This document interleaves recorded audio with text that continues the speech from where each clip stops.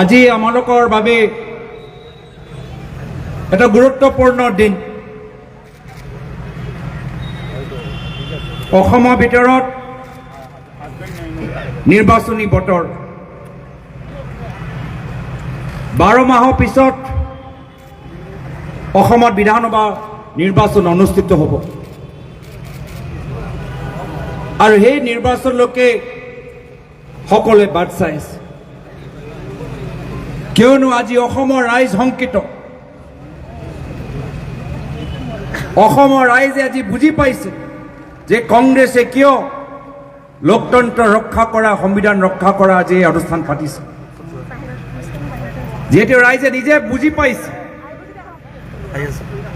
যে আজি অসমত আমি সংবিধান মানি চলা নাই। আজি অসমত আমালোকৰ লোকতান্ত্ৰিক অধিকাৰ সুৰক্ষিত নহয়। লোকতন্ত্ৰৰ ভিতৰত কি হয়? লোকতন্ত্ৰৰ ভিতৰত ৰাইজৰ সিদ্ধান্ত, ৰাইজৰ আশা, ৰাইজৰ সপোন আমি ৰাইজক গুৰুত্ব দিয়া যায়। মোক মনত পৰে যেতিয়া মোৰ পিতৃ প্ৰয়াত তৰুণমুখদেৱৰ চৰকাৰ আছিল, সেই সময়ত আমাৰ উদ্দেশ্য আছিল যে লোকতন্ত্ৰ আমি কেনেদৰে আৰু বহলাই আমি ৰাইজক আৰু ক্ষমতা দিব পাৰোঁ। সেয়া হৈছে লোকতন্ত্ৰৰ মূল উদ্দেশ্য, যে ক্ষমতা কোনোবা এজন ব্যক্তিৰ ওচৰত নহয়, ক্ষমতা সাধাৰণ মানুহৰ হাতত থাকিব লাগে। আৰু সেইকাৰণে আমাৰ কংগ্ৰেছ চৰকাৰ দিনত আমি জোৰ দিছিলোঁ শিক্ষাৰ ওপৰত, আমি জোৰ দিছিলোঁ স্বাস্থ্যৰ ওপৰত, আমি জোৰ দিছিলোঁ গাঁৱৰ উন্নয়নৰ ওপৰত, আমি জোৰ দিছিলোঁ যে পঞ্চায়তৰ নিৰ্বাচনৰ জৰিয়তে মহিলাসকলৰ হাত আৰু সবল হওক। এয়া আছিলে আমালোকৰ উদ্দেশ্য। কিন্তু আজি আমি কি দেখা পাইছোঁ যে গোটেই উন্নয়ন আজি গুৱাহাটী কেন্দ্ৰিক, গোটেই উন্নয়ন আজি ডাঙৰ ডাঙৰ ঠিকাদাৰ কেন্দ্ৰিক। গাঁৱৰ ভিতৰত, পাহাৰৰ অঞ্চলত, জংঘলৰ কাষত আজি মানুহে চাফা খোৱা পানী পাবলৈও আজি অসুবিধা পাইছে। যি বিজেপি চৰকাৰ 5 ট্ৰিলিয়ন ইকনমি কথা কয়, আজি গুৱাহাটীৰ মানুহক খোৱা পানী দিব পৰা নাই। যি বিজেপি চৰকাৰ আজি ডিজিটেল ইণ্ডিয়াৰ কথা কয়, আজি মানুহে আজি গম পাই গৈছে যে তেওঁলোকৰ ল'ৰা ছোৱালী পঢ়ি থকা চৰকাৰী স্কুলত আজি তাতে ইলেক্ট্ৰিচিটি নাই। আজি তেওঁলোকৰ গোটেই ধ্যান হৈ গৈছে যে আমি নিজৰ ভায়েকৰ নামত কেনেদৰে ঠিকা দিব পাৰোঁ, নিজৰ পৰিয়ালৰ নামত কেনেদৰে আমি মাটি কিনিব পাৰোঁ। এজন শক্তিশালী উদ্যোগপতি আদানীক আমি কেনেদৰে সহায় কৰিব পাৰোঁ। আমাৰ জনসাধাৰণে কৈ আছে যে মূল্যবৃদ্ধি ৰোধ কৰক, যুৱকসকলক সংস্থাপন দিয়ক, আমাৰ ঘৰৰ সন্মুখৰ ৰাস্তা ঠিক কৰক। সেইখিনি কাম তেওঁলোকে কৰা নাই। আজি তেওঁলোকৰ ভুল হৈছে। ভাবিছে সদায় ক্ষমতা তেওঁলোকৰ ওচৰত থাকিব। বুজি পোৱা নাই যে ক্ষমতা এটা চক্ৰ, আৰু যদি তেওঁলোকে ৰাইজৰ হয় কাম নকৰে, সেই যি ৰাইজে তেওঁলোকক আশীৰ্বাদ দিছে, আগন্তুক দিনত তেওঁলোকৰ পৰা তেওঁৰ গাড়ী টানি লৈ যাব। আৰু সেয়া হৈছে আমাৰ উদ্দেশ্য, কংগ্ৰেছ দলৰ উদ্দেশ্য, যে অসমৰ ভিতৰত এটা লোকতান্ত্ৰিক পৰিৱেশ থাকিব লাগে। চৰকাৰ যাৰে হওক, ক্ষমতা আমি আমাৰ ওচৰত থাকক বা নাথাকক, কিন্তু ৰাইজৰ হাত শক্তিশালী হ'ব লাগে। ৰাইজৰ নিজৰ কথা মুকলিকে ক'ব লাগে। যদি ক'ৰবাত ভুল হৈছে, তে ৰাইজৰ নিজৰ কথাখিনি কওক। যদি চৰকাৰে কেলেংকাৰী কৰিছে, তে ৰাইজৰ নিজৰ কথাখিনি কওক। কিন্তু আজিৰ তাৰিখত ৰাইজৰ নিজৰ মুখখন খুলিবলৈ নিদিয়ে। যদি কোনোবাই প্ৰতিবাদ কৰে, গণতান্ত্ৰিকভাৱে প্ৰতিবাদ কৰে, লোকতান্ত্ৰিকভাৱে প্ৰতিবাদ কৰে, সেইজনকো জেললৈ পঠাই দিয়ে। হিংসা কৰা নাই, নিজৰ লোকতান্ত্ৰিক অধিকাৰ তেওঁলোকে ব্যৱহাৰ কৰিছে, কিন্তু তেওঁলোককো জেললৈ পঠাই দিব, কেছ লগাই দিব, পুলিচ পঠাই দিব। এনেকুৱা এটা অৱস্থা, যাৰ কাৰণে মানুহে আমাৰলৈ চাই আছে, কংগ্ৰেছ দললৈ চাই আছে। আজি তাৰিখত যদি অসমৰ ভিতৰত আমি লোকতান্ত্ৰিক আমি পৰম্পৰা ৰাখিব বিচাৰো, আমাৰ সন্মুখত এটাহে বিকল্প, ভাৰতীয় জাতীয় কংগ্ৰেছ দল। আমি বিজেপি চৰকাৰক বুজাই দিবলৈ বিচাৰো যে তোমালোকৰ ওচৰত পুলিচ, CBI, ইনকাম টেক্স থাকিব পাৰে, কিন্তু বাস্তৱ শক্তি তোমালোকৰ লগত নাই, বাস্তৱ শক্তি জনসাধাৰণৰ লগত আছে। আৰু সেই একে কথা আমি ৰাইজক মনত পেলাবলৈ বিচাৰো, সেই একে কথা আমি অসমৰ জনসাধাৰণক মনত পেলাবলৈ বিচাৰো যে আপোনালোকে নাভাবিব যে বিজেপি চৰকাৰ যথেষ্ট শক্তিশালী, কোনো শক্তি নাই। শক্তি আছে আপোনালোকৰ হাতত। আপোনালোকৰ এটা আঙুলি আপোনালোকৰ ভৱিষ্যত নিৰ্ধাৰিত কৰে। আপোনালোকৰ এটা আঙুলি মুখ্যমন্ত্ৰী চকীতকৈ বেছি শক্তিশালী। এইখিনি কথা মনত ৰাখক। আৰু এয়া হৈছে আমাৰ কৰ্তব্য যে জনসাধাৰণৰ শক্তি, জনসাধাৰণক মনত পেলাব লাগিব, যাৰ ফলত আমি গাঁৱে ভূঞে যাব লাগিব, যাৰ ফলত আমি অঞ্চলে অঞ্চলে আমি মিটিং কৰিব লাগিব, নতুন মানুহক যোগ কৰিব লাগিব, মানুহক বুজাব লাগিব যে আইনী ব্যৱস্থা আছে, ৰাজনৈতিক ব্যৱস্থা আছে, লোকতান্ত্ৰিক আপোনালোকৰ অধিকাৰ, যে যদি ক'ৰবাত ভাল কাম হৈছে, ভাল কাম হোৱাটো প্ৰশংসা কৰক, কিন্তু যদি ক'ৰবাত ভুল হৈছে তেতিয়া ভুল আঙুলিয়া দিয়াটো আপোনালোকৰ অধিকাৰ। আজি বৰ্তমান বিজেপি চৰকাৰৰ 10 বছৰ সম্পূৰ্ণ হ'ল, ৰাজ্যত থকা বিজেপি চৰকাৰ 10 বছৰ সম্পূৰ্ণ হ'ল। 10 বছৰত কি কাম কৰিলে তাৰ হিচাপ আমাক ল'ব, হিচাপ আমাক লাগিব। যেতিয়া প্ৰয়াত তৰুণ গগৈদেৱৰ কংগ্ৰেছৰ নেতৃত্বৰ চৰকাৰ আছিল, তেতিয়া 10 বছৰৰ ভিতৰত কিমান কাম হৈছে মনত পেলাওক।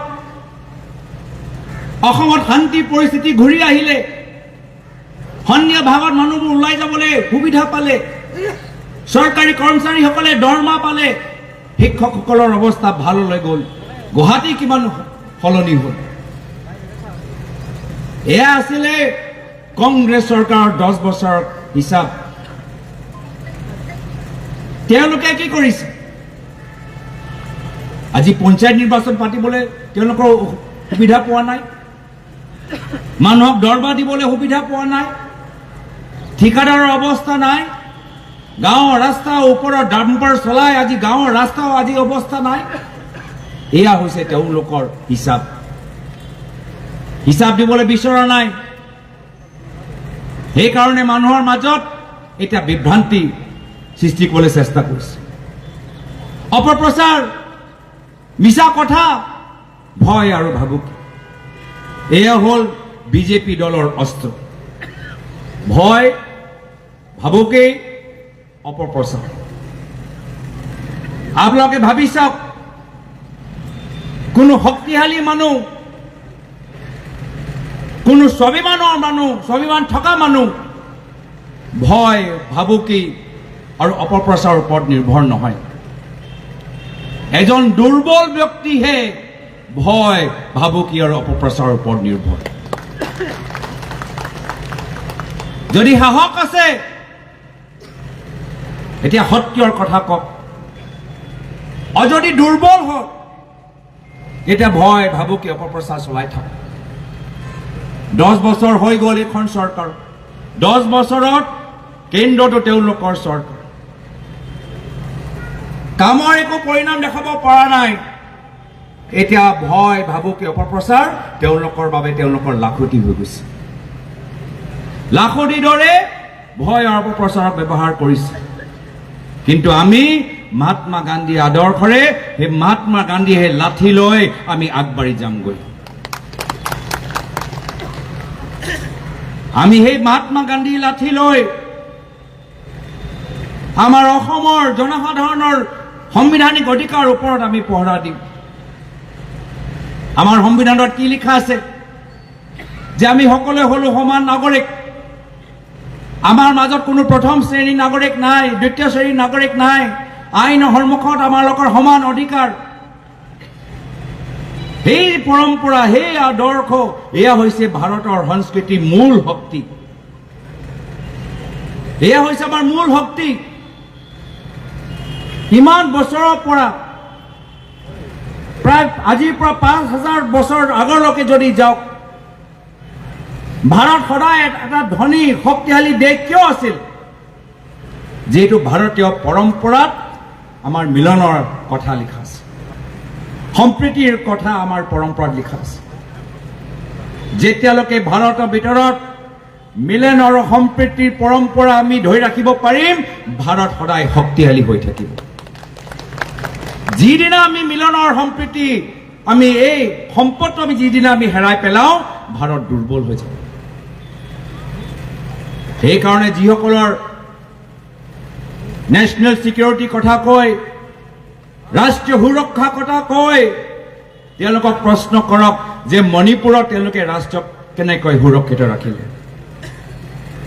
মণিপুৰত আজি দুভাগ হৈ গ'ল, সমাজৰ মাজত সংঘাত হৈ গ'ল। তুমি মণিপুৰক একত্ৰিত ৰাখিব পৰা নাই, এতিয়া ৰাষ্ট্ৰীয় সুৰক্ষাৰ ওপৰত তোমালোকে প্ৰশ্ন কৰিবলৈ বিচাৰা। এয়া হৈছে পাৰ্থক্য, যে আমি শান্তি আৰু সম্প্ৰীতিৰ কাৰণে আমি ক্ষমতা এৰিব পাৰোঁ। এয়া হৈছে কংগ্ৰেছ। আৰু তেওঁলোকে হৈছে যে ক্ষমতাৰ কাৰণে তেওঁলোকে অশান্তি সৃষ্টি কৰিব পাৰে। ক্ষমতা কেন্দ্ৰিক ৰাজনীতি লৈ যদি সমাজৰ মাজত বিভাজন হওক, সংঘাত হওক, হিংসা হওক, তেওঁলোকৰ কোনো চিন্তা নাই। আৰু আমাৰ হৈছে যে ক্ষমতা আমাৰ লগত থাকক বা নাথাকক, সমাজৰ মাজত আমি সদায় একতা, আমি এই পৰম্পৰাটো ধৰি ৰাখিব লাগিব। আৰু সেইকাৰণে আজিৰ তাৰিখত আমি সকলোৱে একগোট হ'ব লাগিব। আমাৰ দল, বিভিন্ন দল, যুৱকসকল, খেতিয়কসকল, শিল্পীসকল, শিপিনীসকল, আমি সকলোৱে একগোট হ'ব লাগিব। আমি বাস্তৱভাৱে যদি আমি একগোট হওঁ, তো কোনো শক্তি আমাক পৰাজয় কৰিব নোৱাৰে। কোনো শক্তি আমাক পৰাজিত কৰিব নোৱাৰে। আজি সেই আমাৰ যে শক্তি বৃদ্ধি পাইছে, যোৱা লোকসভা নিৰ্বাচনৰ পৰা যোৰহাট, ধুবুৰী আৰু নগাঁও জিকাৰ পিছত যেতিয়া আমাৰ শক্তি বৃদ্ধি পাইছে, এতিয়া লাহে লাহে বিজেপি শিবিৰৰ ভিতৰত ভূমিকম্পন সৃষ্টি হৈছে। গম পাই গৈছে যে মাত্ৰ 12 মাহৰ কাৰণে তেওঁলোকৰ চৰকাৰ, 12 মাহৰ পিছত মডেল কোড লাগি যাব, গোটেই ক্ষমতা তেওঁলোকৰ হাতৰ পৰা গুচি যাব। আৰু সেইকাৰণে এই 12 মাহৰ ভিতৰত যিমান পইচা লুটিব পাৰে তেওঁলোকে বিচাৰি আছে। আৰু সেইকাৰণে মুখ্যমন্ত্ৰীৰ মনটো অলপ বেয়া, মুখ্যমন্ত্ৰীৰ মনটো অলপ অস্থিৰ। অস্থিৰ হোৱাৰ কাৰণ কিয়? কি অসমত তেওঁৰ চৰকাৰে অবৈধ কয়লা খনন বন্ধ কৰিবলৈ হ'ল। যেতিয়া অবৈধ কয়লা খনন বন্ধ কৰা গ'ল, কয়লা খননৰ পইচা বিজেপি যোৱা সেই ৰাস্তাটো বন্ধ হৈ গ'ল, মুখ্যমন্ত্ৰীৰ মনটো অস্থিৰ হৈ গৈছে। ভাল পোৱা নাই। হাজাৰ হাজাৰ কোটি টকা যে ইনকাম আগতে বিজেপি দললৈ আহি আছিলে, সেই কোটি টকা লৈ যে তেওঁলোকে ঝাৰখণ্ডত গৈ ব্যৱহাৰ কৰে, ডাঙৰ ডাঙৰ তেওঁলোকৰ 5 ষ্টাৰ অফিচ বনায়, এতিয়া সেই ইনকামটো নাই, মনটো অস্থিৰ।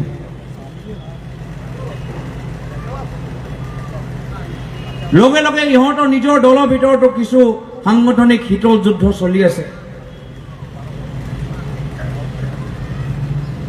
তাৰ বাবেও মন অস্থিৰ। আৰু এই তেওঁলোকৰ মুখ্যমন্ত্ৰী চকী মাত্ৰ 12 মাহৰ কাৰণে আছে। 12 মাহ পিছত তেওঁলোকৰ চকী যাব, সেইটো খটাং তেওঁলোকে জানে। তাৰ বাবে তেওঁ মনৰ অস্থিৰ হৈ আছে, যাৰ ফলত আজি খুব ফেচবুক টুইটাৰ চাই আছে। Facebook Twitter, Facebook Twitter, Facebook Twitter.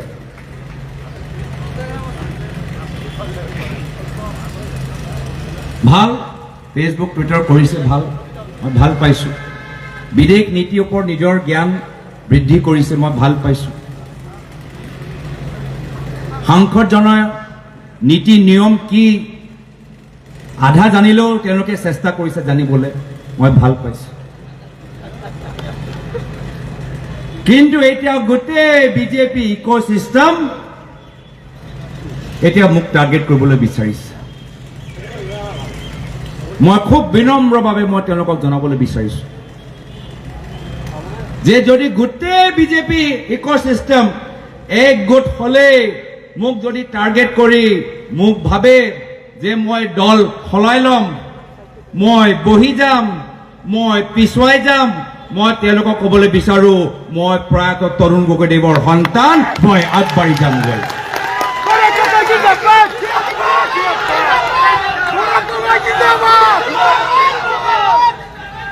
তেওঁলোকে যিমানে ফেচবুক টুইটাৰ লৈ অপপ্ৰচাৰৰ ভাবুকি লাখুটি লৈ যিমানে তেওঁলোকে চিঞৰ বাখৰ কৰক গৌৰৱ গগৈ ভয় নকৰে মই আগবাঢ়ি যাম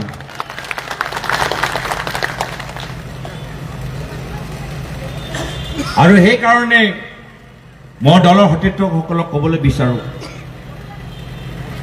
এইখিনি যুঁজ এই যুঁজত আমি আগবাঢ়ি যাম কিন্তু আমাৰ মূল উদ্দেশ্য হৈছে যে আমি ৰাইজৰ হৈ মাত মাতিব লাগিব আমি অসমৰ জনসাধাৰণৰ অন্তিম আশা আৰু অহা বিধানসভা নিৰ্বাচন অসমৰ জনসাধাৰণৰ বাবে তেওঁলোকৰ লাইফলাইন আৰু কংগ্ৰেছ দল হৈছে অসমৰ দুখীয়া জনসাধাৰণৰ হেল্পলাইন আমি হৈছো কংগ্ৰেছ দল অসমৰ জনসাধাৰণৰ হেল্পলাইন সেইকাৰণে আমি জনসাধাৰণৰ হৈ মাত মাতিব লাগে সেইখিনি কথা আমি পাহৰি যাব নালাগে শিক্ষা ক্ষেত্ৰত কি সমস্যা স্বাস্থ্য ক্ষেত্ৰত কি সমস্যা খোৱা পানী ক্ষেত্ৰত কি সমস্যা কেলেংকাৰী কেনেদৰে চলি আছে এয়া হৈছে আমালোকৰ অধিকাৰ যে আমি তেওঁলোকৰ হৈ আমি মাত মাতি যাম সেইকাৰণে মই আশা কৰোঁ যে অসমৰ জনসাধাৰণে এই মুহূৰ্তত আমাক আশীৰ্বাদ প্ৰদান কৰিব আমাক পৰামৰ্শ দিব আৰু মই স্বাগতম জনাইছোঁ কৃতজ্ঞতা জ্ঞাপন কৰিছোঁ এই স্বাগতে অসমৰ জনসাধাৰণে আমাক মৰম কৰিছে এই যোৱা কিছু দিনৰ পৰা অসমৰ জনসাধাৰণৰ পৰা আমি যথেষ্ট সমৰ্থন পাইছোঁ সেইটো এটা প্ৰমাণ যে বিজেপিয়ে যিমানে কংগ্ৰেছক টাৰ্গেট কৰিব কংগ্ৰেছ সমান শক্তিশালী হৈ যাব তো মই আশা কৰোঁ যে 12 মাহ দিনে ৰাতি আমি কষ্ট কৰিবলৈ প্ৰস্তুত হৈ থাকিব লাগিব বহুতে চকু পঞ্চায়ত নিৰ্বাচনৰ ফালে দিছে কিন্তু বৰ্তমান চৰকাৰৰ চকু পঞ্চায়ত লোকে নহয় নিজৰ চকী লোকে দিল্লীত এই শীষ মহল যে অৰবিন্দ কেজৰিৱাল ডাঙৰীয়া প্ৰাক্তন মুখ্যমন্ত্ৰী ঘৰলৈ বহুত ৰাজনীতি কৰিলে একো নহয় এই অৰবিন্দ কেজৰিৱাল ডাঙৰীয়াৰ ঘৰ দিছপুৰত আহি মন্ত্ৰীসকলৰ ঘৰ চাওক শীষ মহলকে ডাঙৰ ঘৰ দিল্লী আমাৰ এই দিল্লীতকৈ বেছি দিছপুৰত দেখা পাব এবাৰ যদি কেমেৰা যিদৰে ভিডিঅ' তেওঁলোকে আমাৰ অৰবিন্দ কেজৰিৱালৰ ঘৰৰ সন্মুখত লৈ গৈ প্ৰচাৰ কৰিছে এবাৰ সেই একে কেমেৰা অলপ ৰিজৰ্টৰ ভিতৰত সোমাই দিয়ে অলপ ঘৰৰ ভিতৰত সোমাই দিয়ে অলপ মন্ত্ৰীৰ বাংলৰ ভিতৰত সোমাই দিয়ে গম পাব অৰবিন্দ কেজৰিৱালতকৈ দুগুণ বেছি খৰচ অসমৰ বিজেপি চৰকাৰৰ মন্ত্ৰী আৰু মুখ্যমন্ত্ৰীয়ে কৰিছে এতিয়া সেই কেমেৰা দেখুওৱা সাহস আছেনে নাই আমি জানিবলৈ বিচাৰোঁ তো বহুতখিনি কথা আমি পাতিবলগীয়া আছে মই আজিৰ তাৰিখত মই মাত্ৰ আপোনালোকক বিনম্ৰভাৱে অনুৰোধ জনাইছোঁ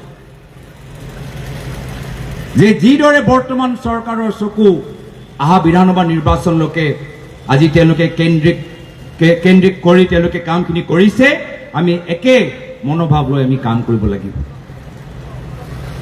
আৰু অসমৰ জনসাধাৰণৰ আশীৰ্বাদ আমাৰ লগত আছে অসমৰ জনসাধাৰণৰ আজি বিবেক শক্তি আৰু অসমৰ জনসাধাৰণৰ মৰম আজি চাই আমি গম পাই গৈছোঁ যে যদি আমি আজিৰ পৰাই ভালদৰে কাম কৰিম তেতিয়া নিশ্চয় ভৱিষ্যত কংগ্ৰেছৰ নেতৃত্বৰ চৰকাৰ হ'বলৈ গৈ আছে এইখিনি কথা কৈ মই ইয়াতে নিজৰ চমু দুআষাৰ সামৰিছো ধন্যবাদ জয় হিন্দ জয় আয়ক